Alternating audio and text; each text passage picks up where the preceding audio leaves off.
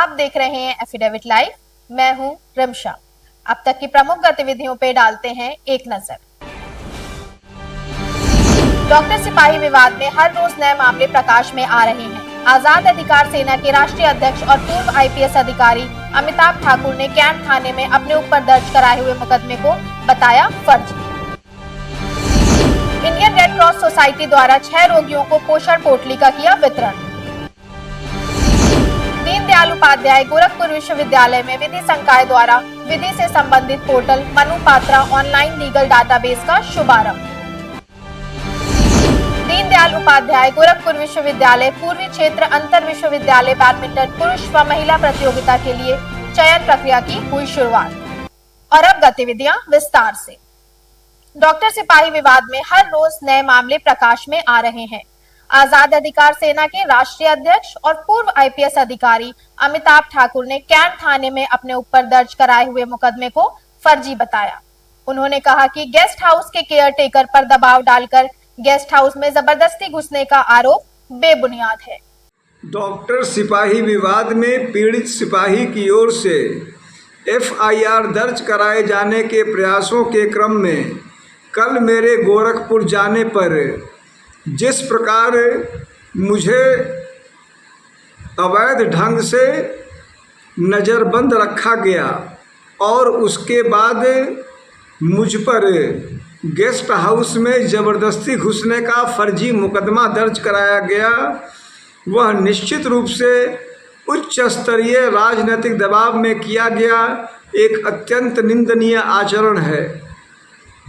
मैं इन सभी अन्याय के विरुद्ध विधिक और लोकतांत्रिक ढंग से अपना प्रतिरोध करने शीघ्र ही गोरखपुर जाऊंगा, जहां हम इन अन्याय के खिलाफ कानूनी और राजनीतिक रूप से अपनी बातें कहते हुए सिपाही को न्याय दिलवाने और कल स्वयं मेरे साथ हुए अन्याय के संबंध में न्याय प्राप्त करने के लिए हर संभव लोकतांत्रिक कार्य करूंगा।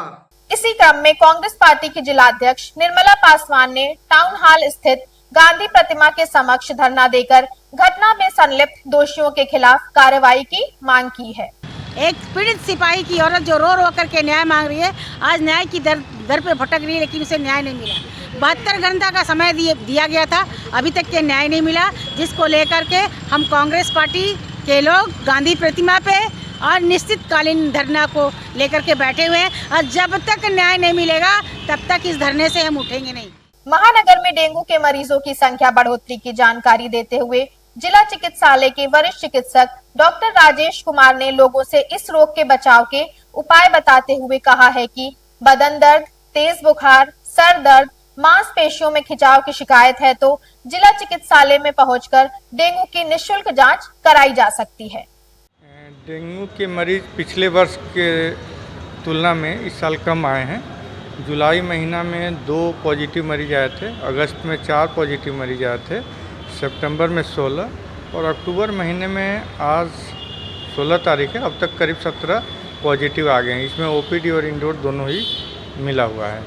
तो इस साल जैसे पिछली बार एक साथ हम लोग करीब 20-25 बेड का एक साथ चला रहे थे और हमेशा भरा रहता था, लेकिन इस बार हमारे यहाँ अधिकतम 3 से 4 मरीज एक साथ हम लोग भर्ती करके इलाज किए हैं। आज सुबह में 2 मरीज थे, उनको हमने छुट्टी कर दिया। और डेंगू के बचाव के बारे में यही कहना है कि डेंगू जो है मच्छर, संक्रमित मच्छर के काटने से होता है। तो सबसे पहले तो बचाव है कि मच्छर से बचें, अपने आसपास कूलर या जल जमाव जहाँ मच्छर पनपते हैं उसको साफ़ रखें और जब भी घर से बाहर निकलें फुल स्लीव के कपड़े पहने, घर पे मच्छरदानी का प्रयोग करें, मॉस्किटो रिपेलेंट का प्रयोग कर सकते हैं। और जब भी आपको बुखार हो, सर में बहुत तेज़ दर्द हो, कमर में दर्द हो, जोड़ों में दर्द हो, मांसपेशियों में दर्द हो, तो यह सब संभावित लक्षण है डेंगू के, जिसके लिए आपको अस्पताल में जाकर के अपना जांच और इलाज कराना चाहिए। सबसे सेफ दवा इसके लिए पैरासीटामोल है और खूब ज़्यादा पानी पीना चाहिए। इसमें इंडियन रेड क्रॉस सोसाइटी द्वारा 6 रोगियों को पोषण पोटली का वितरण किया गया। आयशा, पूजा, एकता और संजय जी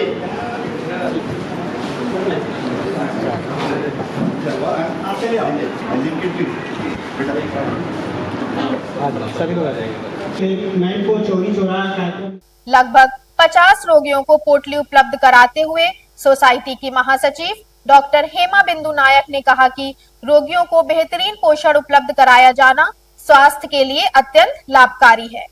उसमें गुड़ है, मूंगफली है और प्रोटीन का जो संबंधित सामान उनको जो जो ज़रूरत है सब चीज़ें दिया गया है। एक महीने का सामान दिया गया है उनको।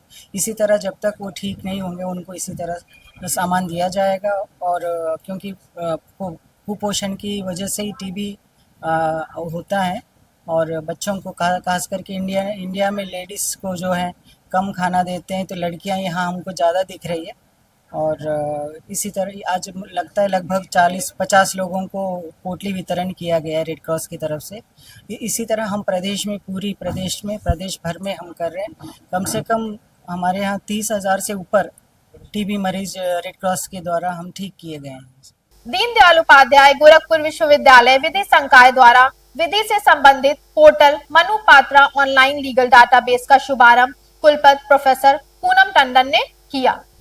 इस अवसर पर विधि संकाय के अधिष्ठाता व अध्यक्ष प्रोफेसर अहमद नसीम ने कहा कि Manu Patra legal database portal देश का एक बड़ा प्लेटफॉर्म है जिस पर विधि से जुड़े हुए हर प्रकार के मटेरियल उपलब्ध हैं।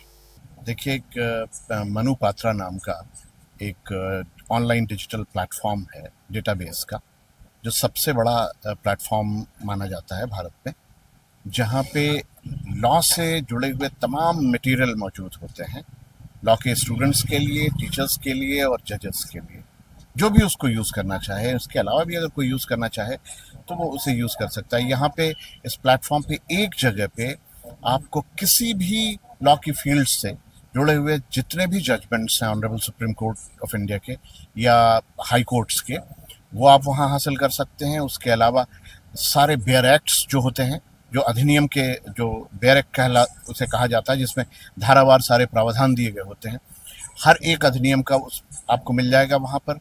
वहाँ पे जितने भी रूल्स, रेगुलेशंस और गवर्नमेंट के ऑर्डर्स हैं लॉ से रिलेटेड, वो सारे वहाँ पर मिल जाते हैं। उसके अलावा जो रिसर्चर्स हैं, जो प्रोफेसर्स हैं, उनके जितने लेख हैं, उन लेखों को भी वहाँ जगह दी जाती है। इस प्रकार एक ऐसा प्लेटफॉर्म, जिस प्लेटफॉर्म को यूज़ करके सबसे ज़्यादा लाभ उठाया जा सकता है। हालांकि किताबों का अपना महत्व है, मगर किताबों के अतिरिक्त अगर किसी एक प्लेटफॉर्म पे, डिजिटल प्लेटफॉर्म पे, अगर हमें लॉ से किसी भी एस्पेक्ट से जुड़े हुए मटेरियल को अगर हम ढूंढना चाहते हैं और एक सिटिंग में हम ढूंढना चाहते हैं किसी भी स्टूडेंट को, तो वो उसे मिल सकता है। पूर्वांचल छात्र महोत्सव के अंतर्गत आज पंत पार्क में रंगोली, चित्रकला सहित विभिन्न प्रतियोगिताओं के आयोजन हुए, जिसमें बड़ी संख्या में छात्र छात्राओं ने भाग लिया।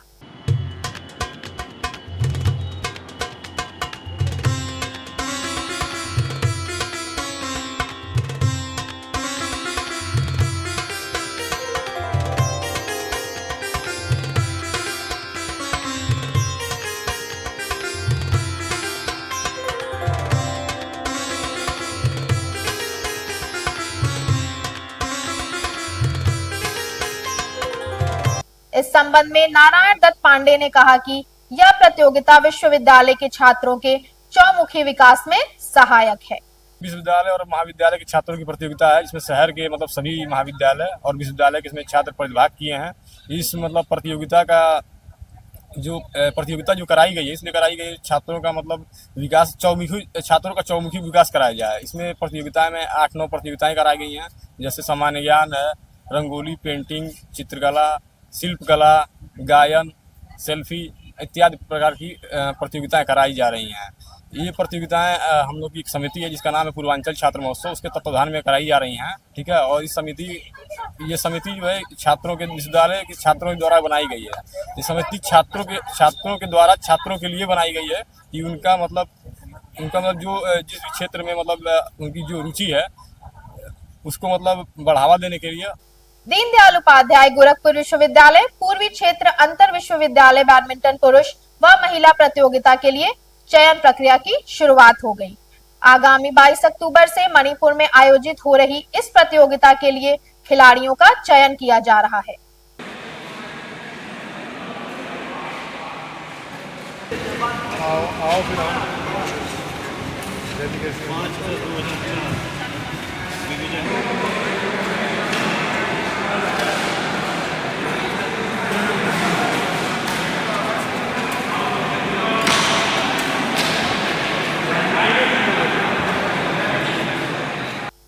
क्रीड़ा सचिव डॉक्टर राजवीर सिंह ने बताया कि आज चयन प्रक्रिया में बड़ी संख्या में खिलाड़ियों ने भाग लिया। ये पूर्वी क्षेत्र अंतर विश्वविद्यालय बैडमिंटन प्रतियोगिता जो कि मणिपुर में होनी है 22 अक्टूबर से महिलाओं की और 6 नवंबर से पुरुषों की।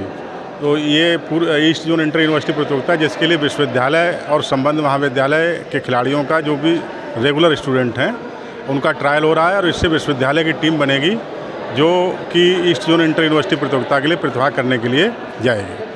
अगर ये टीम वहाँ जाकर अंडर 4 मतलब कि जो 4 टीमें सेलेक्ट होंगी उनमें ये पहुँचती है फाइनल में, तो फिर ये ऑल इंडिया इंटर यूनिवर्सिटी के लिए क्वालिफाई करेंगे और ये प्रतियोगिता जो है दिसंबर माह में केरला में होना प्रस्तावित है। आज के एफिडेविट लाइव में बस इतना ही। आप देखते रहिए एफिडेविट लाइव।